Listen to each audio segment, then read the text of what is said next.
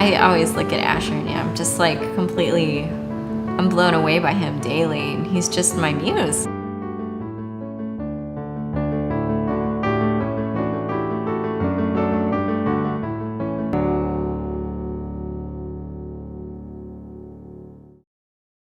My name is Sarah King, and I'm 30 years old. I spent most of my life in Virginia, growing up on a little horse farm with my mom. I had only taken one art class as a senior in high school, and I became completely obsessed with it.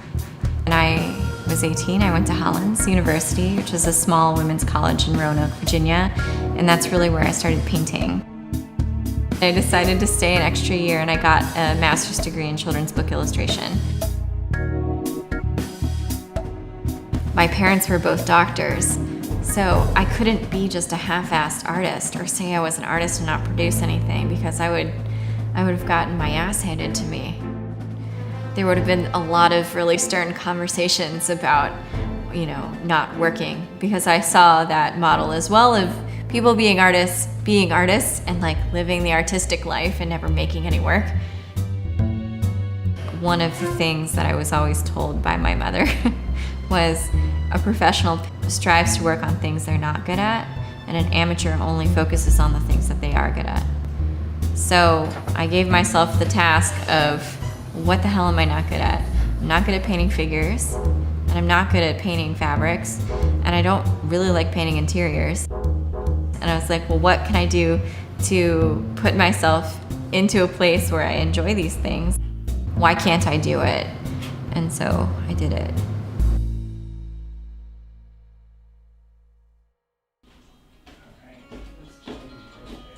I just said I wanted to move to New York City, and it was a good time for my husband to move, and so we moved up to New York, and I started my second master's degree at the New York Studio School of Painting and Sculpture.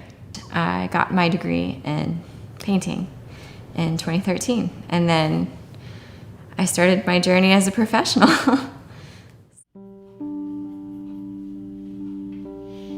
I knew having a family was always going to be very important to me, and it was something I always wanted, and I never really wanted to compromise on.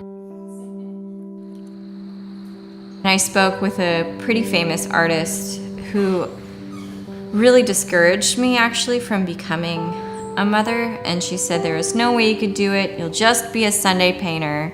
And I just looked at her and I just said there has to be another way, and I always wanted to be a mother, but I had to keep painting.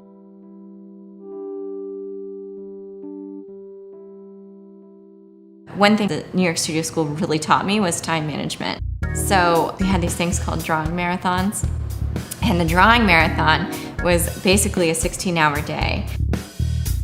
You go into the studio, you work on a figurative drawing or 15 figurative drawings all day, and it's really intensive, and you don't know when it's going to change, so you never know how much time you have on a drawing, and so you have to make each mark count.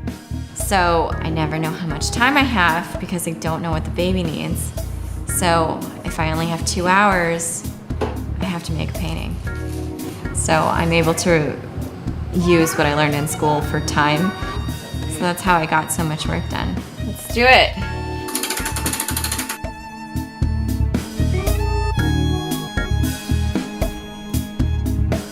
A lot of these paintings are done from photographs. I had to let some of the art school kind of snooty, idealistic, like, oh, I can only paint from life. Oh, I can only, paint a specific way. I feel like I can get more personal with photographs. I had to let a lot of those rules go in order to really focus on what I wanted to paint, because my son won't sit still for more than 30 seconds. Good job! I'm not gonna ask him to sit still for painting for me. But I can take a photograph and I can have all of my paint ready to go so that when I'm painting, I can look at the photograph and immediately paint what I see. And I don't often look at the photograph just as my true representation. I don't think any one of these paintings, like you could say like, oh, that looks exactly like a photograph, because that's not what I'm interested in. So I use that photograph as a jumping off mark, and then once I kind of have the composition set up, I'm able to really focus in and then, react to the colors.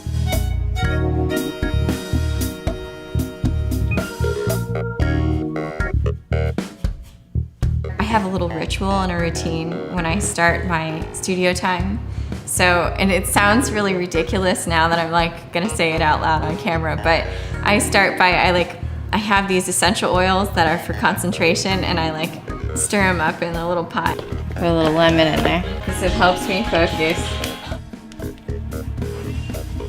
And I diffuse them when I'm painting, and that gets me into the mindset of, okay, it's painting time. And I look at books from painters that I really love. It's very liberating to just paint what I want, whenever I want, without the critiques, without any sort of, who cares if I don't make a completely representational portrait? I don't care about that. My son isn't gonna care about that. I mean, he might when he's older, but he's changing all the time. You have to capture those changes. It's much like a landscape. You can't paint the same landscape every single day. You can sit in the same landscape, it's never gonna be the same. He's the same way, he's changing all the time. These spaces are spaces that I frequent daily, and so they're kind of in my brain already. And so, for example, there's one of the paintings behind you, and it's of my son looking at my husband, and he's sitting on his chest, and it's right before bedtime, and that's a daily occurrence. But the light in it is it's such an odd light, and I've been looking at that light for months, not painting this painting. And finally I said, this should be a painting. I should paint this painting. So it's a little tiny interior of this night scene. I took a photo of it, but the photo was really grainy. And so I had even more freedom to paint away from the photo, if that makes sense, and just kind of paint, how I'm reacting to the color.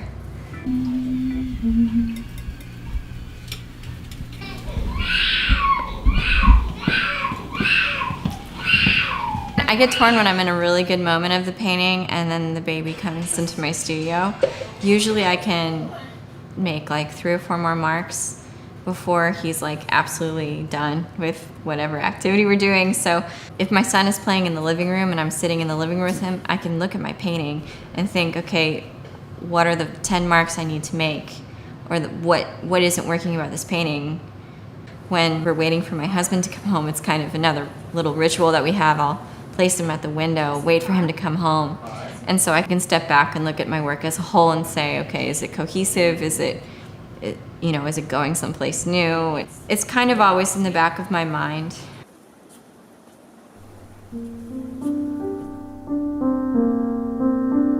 After I had the baby, I was just thinking about all these great paintings, and my body had changed so much. I was looking at a new body almost, and his body was so small, and it was just amazing to see this tiny thing had kind of I had grown and given birth to, and it was just such an amazing experience to hold him and to feel him and to interact with him every day.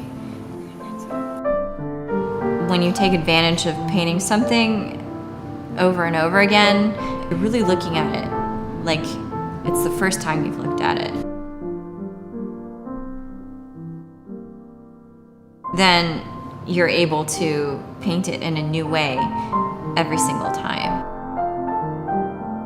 It's never-ending subject matter, right? It's right there, so it's a kind of a gift,